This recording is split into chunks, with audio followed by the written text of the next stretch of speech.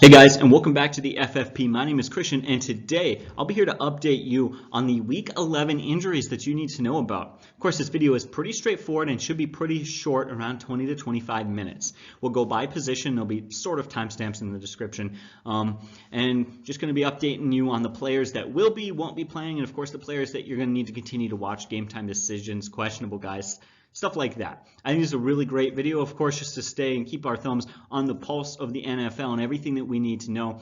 But also, the fact we put this out on Friday nights just makes it a nice last-minute opportunity to ask questions. I do have to go back and answer some questions on our last few videos as well, so I'll be doing that while this uploads. But for those of you who've been around this channel for a while, you know how it goes. It's pretty straightforward. Let's not waste any more time. Let's hop right into it. We're going to start off with the quarterbacks.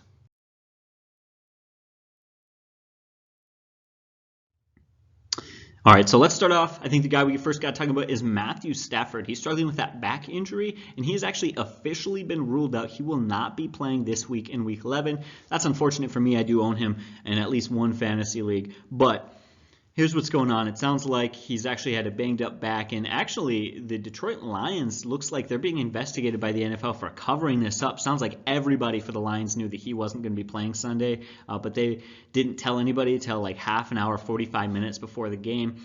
I guess due to game plan or whatever, wanted to throw the other team off. And other players in the Lions have, kind of come out and said, yeah, we knew he wouldn't be playing, and so that's of course a bad situation, as well as because maybe if last week he's a game time decision and this week is a game time decision, we look towards next week and have a lot of confidence.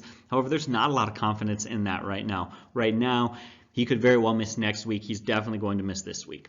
Look now towards Matt Ryan. He's struggling with that ankle sprain that he has been coming back from. Of course, he's been upgraded to limited in practice on Thursday. Now, we don't know a lot about it. Sounds like he is day-to-day. He did miss Wednesday's practice.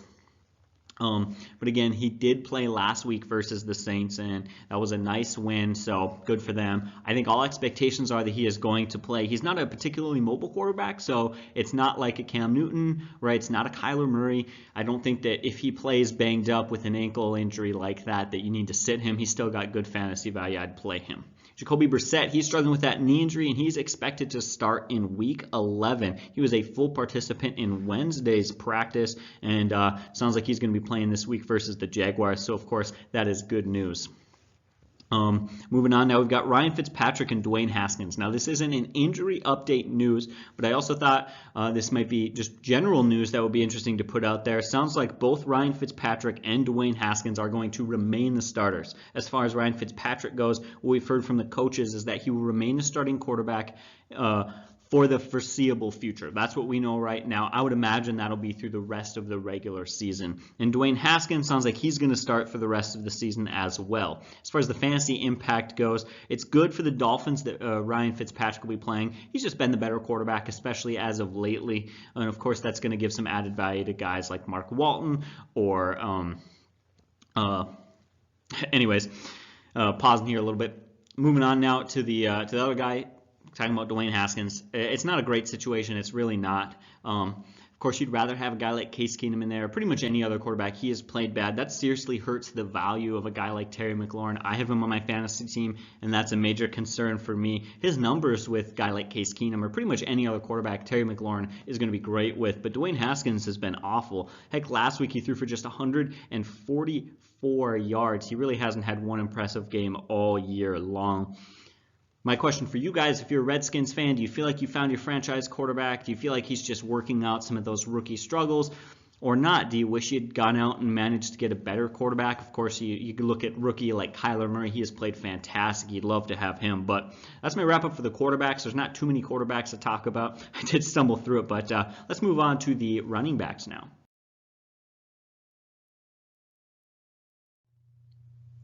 All right, guys, so for the running back injuries that you need to know about, let's get into it. And the first guy is not necessarily an injury, but that's Jay Ajayi. A couple of weeks ago or last week, it sounded like there's a lot of rumors going around that he may sign with the Detroit Lions. Now with Darren Sproles and his torn hip flexor, looks like he's going to be out for the year. I think the Philadelphia Eagles have been in discussion, or I know they've been in discussion to sign Jay Ajayi and add some depth to their running back situation. With the way that Jordan Howard has been working as the pure runner, the goal line guy, and Miles Sanders being more the change of pace back, getting in the passing game, they've got a pretty good 1-2 punch. I don't expect a lot of fantasy value from Jay Ajayi, but I do expect him to sign there and maybe get a couple of carries and add some depth to that running back position. At least that's what it looks like right now. Now, Steelers and Browns already had their game this week. We had that interesting Myles Garrett situation, but I'm not here to talk about that. I'm here to talk about James Conner, who had 5 carries for 10 yards. He did have a 1 catch for 6 yards as well. Before getting hurt, he was ruled out and did not play the rest of the game after re-injuring that shoulder. Now, because he's already played this week, this doesn't have fantasy implications for week 11 that we can change right now. But as far as going forward, into week 12, that's definitely a concern. He does have a few extra days to recover, but he was marked as healthy coming into this game, and even James Conner came out and said, hey, I probably wasn't 100%. Maybe it was a bad idea. I played. So I'm definitely starting to get concerned with that injury. And of course, if he doesn't play, the fantasy impact being that Jalen Samuels has added value in that game. Moving on now, let's talk about the Arizona Cardinals. David Johnson has been marked as healthy, but the head coach, Cliff Kingsbury, came out and said that they will go with a running back by committee system, and they want to see what they got with Kenyon Drake. He's been very effective. For me, this comes across as very much like the James Conner situation, where he's healthy, but is he really healthy? Is he really productive and 100%? I think David Johnson says he's healthy. I think he wants to be healthy, but I definitely begin to wonder if he is still struggling with some of those nagging injuries that he's had for a while. I'm not going to speak too much more to that. I don't want to speculate, but you get that situation is not great. As far as Chase Edmonds goes, he's got that hamstring issue going on, and he did miss practice on Thursday again. I believe that's back-to-back practices that he has missed this week alone. I definitely think he's going to be missing this game. They're not going to rush him back when you've got 2 other running backs who will be playing, 2 effective running backs that he'll be out. That will offer a little bit more clarity and extra carries to those 2 guys, but it's still a situation to avoid. Ty Johnson struggling with a concussion. Now, he was upgraded to limited in practice on Thursday with the Lions. However, he has yet to pass the NFL's concussion protocol, and there's a very good chance that he won't pass. Even if he does pass, he's not a guy that you should start in fantasy this week. The reason we bring this up as a fantasy relevant piece of information is that if he does miss, it adds slightly more value to J.D. McKissic, as Ty Johnson will have a few less snaps on the field taking away from McKissic. But that's what you need to know. I still don't like McKissic as a start in most situations, but if you're desperate in a deep league, it is a possible play. I just want to cover my bases and be very thorough. Speaking of being very thorough, Jordan Howard, he's struggling with that shoulder injury. Here's what we know right now. He saw 20-plus touches in Week 9, and then they had a Week 10 bye. So he's had a long time to heal, and yet he has still been limited in practice on Thursday. I think for many people, they see that as a sign of concern for Jordan Howard as to why he hasn't healed yet. For me, I don't necessarily take this so much as a James Conner situation, as I think it's the Philadelphia Eagles being smart in limiting this guy. Jordan Howard's been in the NFL for a long time, and he has proven that he can be very productive in that offense. I think they're limiting his touches in practice and limiting his time so he can continue to heal, continue to rest, and really to be safe and certain that he is 100%. I think we'll find out Saturday and Sunday morning as to his health and what comes out in the reports. I'm expecting he'll be okay, but any smart, good fantasy owner is going to continue to monitor this situation and look at your options based on what's going on. But again, in Week 9, he saw 20-plus touches, so it was a good game for him. Now, David Montgomery popped up on the injury report as questionable after rolling his ankle in practice. Doesn't sound like it's anything major, but he is questionable for this week versus the Rams, so that's definitely a concern. I expect that he's going to play, but it does make me nervous, so it's an interesting situation to look at. It is a Sunday night matchup. That doesn't give him a whole lot of extra time for him to heal, but it is a little bit of time, and it will give you extra time to consider that, right? It's going to give you some extra time to think about it and evaluate your options, but I would have your decision made about Sunday morning before the noon games, because we've already had a Thursday game, then you get the noon games, and I mean, if you're waiting until that Sunday night game, then you've got only the options on Monday night. Moving on now, we've got the Redskins, Darius Geis and Adrian Peterson. Coach just came out and said that they have a good rotational system. That's kind of coach speak for a running back by committee system, where I think it's sort of a running back by committee, but I still see Adrian Peterson getting more carries. This is a bit of a scrap year, especially when you look at the fact that their team has not been playing well. Dwayne Haskins has played awful, and yet they're just going to keep rolling with him. They're terrible rookie quarterback. They're going to keep developing him. They're just going to see what they've got from this team. So that's what we're looking at right there. Of course, that does value Adrian Peterson, who I would think at one point for a few weeks there was a fair start, especially in standard leagues, with Darius Geis back taking some carries and the struggle of that offense because Dwayne Haskins has been under center. Definitely a situation to probably avoid. Le'Veon Bell, he's got this rib thing going on, struggling with his ribs right now, and he's been limited in practice. He was limited on Thursday. Not a major concern. Both Le'Veon Bell and head coach Adam Gase said that he is good to go for Sunday. This is a back who is really struggling his efficiency this year and been banged up quite a bit. They're just trying to keep him healthy. That's a smart play, but he is going to play. Finally, the last running back I got to update you on is Matt Breida. Sounds like he's going to miss 1 to 2 weeks with an ankle injury. According to the NFL Network's Ian Rappaport, the 49ers back Matt Breida is set to miss 1 to 2 weeks after aggravating his low ankle sprain in their loss to the Seattle Seahawks. End quote. That's what he said. That's what we know right now. We don't really know much else. What we do know is that's going to give a boost to Tevin Coleman. As long as he misses, Matt Breida misses, Tevin Coleman's going to have some added value. So good for him. Makes him a little bit more of a safe start. But that's my wrap up for the running backs. Let's move on now to the wide receivers.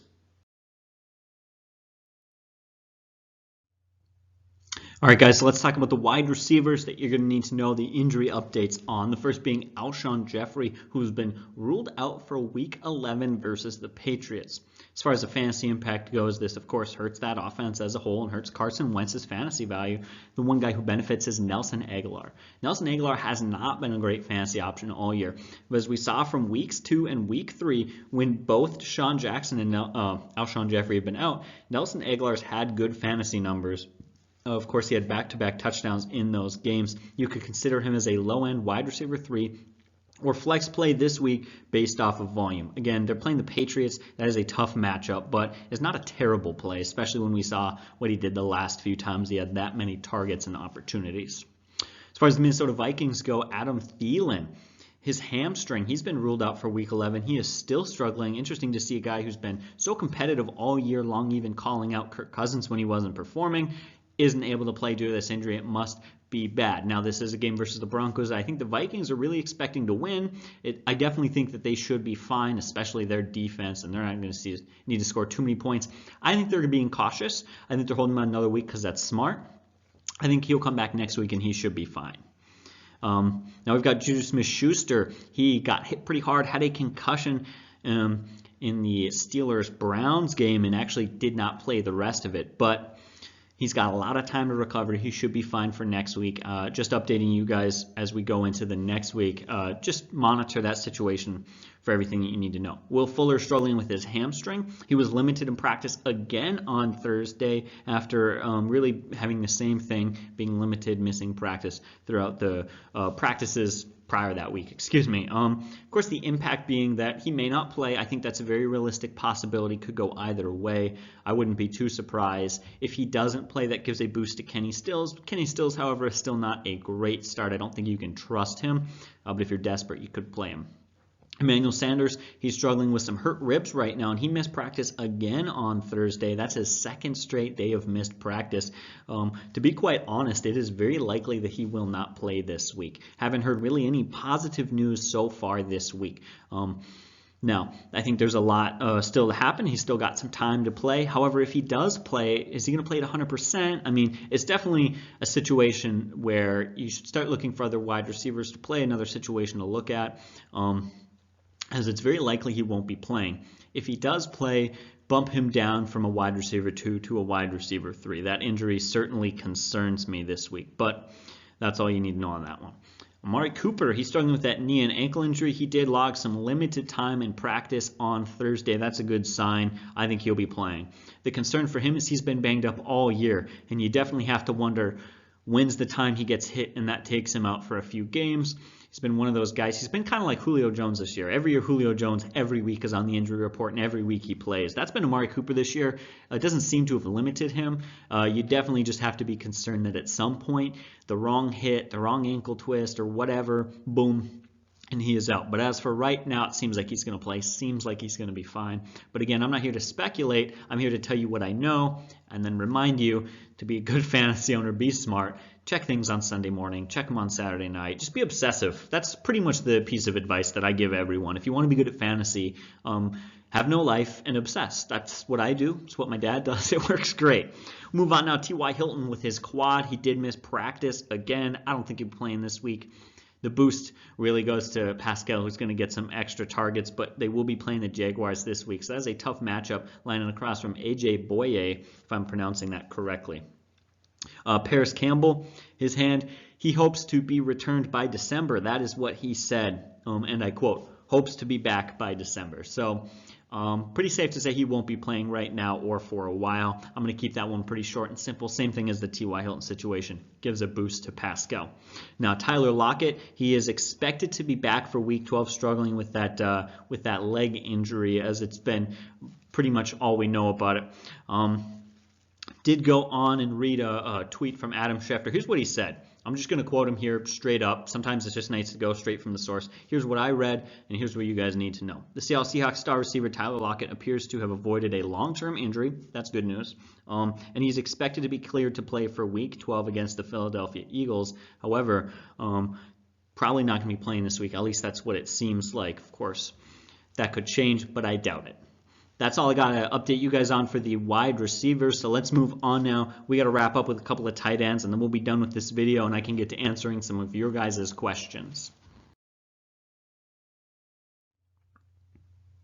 All right, so for the tight ends that you need to know about this week, the first one being Gerald Everett. He was limited in practice on Thursdays. He's been recovering from that wrist injury that he accrued last week in a game where he had 12 targets, 8 catches, and 68 yards. Based on how well he played, the fact that Brandon Cooks is out, the way things are going, and this is a great matchup versus the Bears, by the way. They allow a lot of fantasy points to tight ends.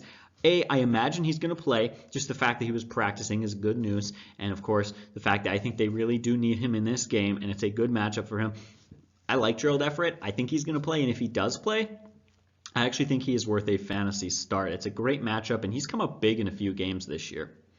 As far as other tight ends go, we got 2 big injuries right now to know about. One is George Kittle with his knee injury. Now, previously it seemed like he wasn't quite ruled out, and the coaches and some of the 49ers were coming out saying, hey, we're not going to rule him out yet, and they said, we have to game plan as if he won't play. Then we get an update from Coach Shanahan that says he won't play this week versus the Cardinals. So unfortunately, fantasy owners, you're going to be without George Kittle this week. I'm without Evan Ingram as he has been on a bye, so that really sucks for me. I'm in a deep league above 12 teams and just had to scrape together a guy free agency, played Vance McDonald. Didn't work out so well, but what can you do? Sometimes you're just in a bad spot and there's no options. Finally, the other guy being Austin Hooper. He's struggling with that knee injury, expected to be out about a month. That's what it seems right now. Considering the Falcons are not playing for a playoff spot, they're not playing to win the Super Bowl, anything like that, they're going to be cautious with their stud tight end, Austin Hooper, who is recovering from that sprained MCL that he gained or acquired or had happened to him, whatever, versus the Saints last week. So when you combine Evan Ingram out on bye, Austin Hooper out, George Kittle out, and even Gerald Everett banged up a little bit. Like, the tight end position was already thin on talent. It's even more thin right now. So I want to know, who are you guys picking up? Who are you guys trying to play this week? My Vance McDonald pickup did not work out. It was probably the wrong choice to make, although the game started, and at the very beginning it wasn't looking too bad for him, but it ended up pretty bad. So that's my wrap up for this week, guys. All the injury stuff that you need to know about, all the news that you guys need to be caught up on. As always, I would encourage you guys to leave a comment down below in case I missed something. I'm just a human. I'm very imperfect, and there's definitely a chance that I missed something. Every once in a while, I miss a player or an injury or something. Leave a comment down below, and I will update you. My apologies if that happens. Luckily, it hasn't happened in a while. I did get this new awesome Viking sweatshirt. It was really fun to present in this. Super soft. If anybody knows anything about me knows I love soft things. I like t-shirt, sweatshirt. If it looks cool, that's great. It's got to be soft and comfortable and warm, and this is. Loving it right now. Excited for the Vikes. But that's my wrap up for the video, guys. As always, thank you so much. You're the reason that we're able to do this. We really appreciate your support. You guys have a good day, and God bless.